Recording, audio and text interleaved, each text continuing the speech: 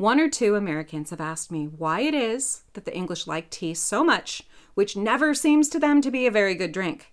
To understand, you have to know how to make it properly. There is a very simple principle to the making of tea, and it's this. To get the proper flavor of tea, the water has to be boiling, not boiled, when it hits the tea leaves. If it's merely hot, then the tea will be insipid.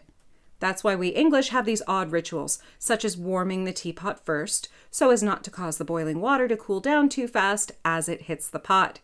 And that's why the American habit of bringing a teacup, a tea bag, and a pot of hot water to the table is merely the perfect way of making a thin, pale, watery cup of tea that nobody in their right mind would want to drink. The Americans are all mystified about why the English make such a big thing out of tea, because most Americans have never had a good cup of tea. That's why they don't understand.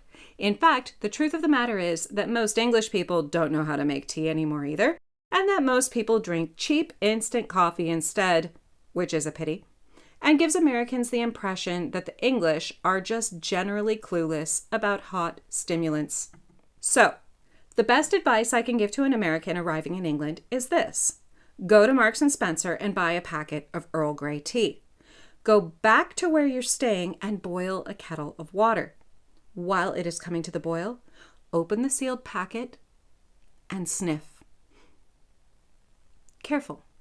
You may feel a bit dizzy, but this is in fact perfectly legal. When the kettle has boiled, pour a little of it into a teapot, swirl it around, and tip it out again. Put a couple, or 3, depending on the size of the pot, of tea bags into the pot.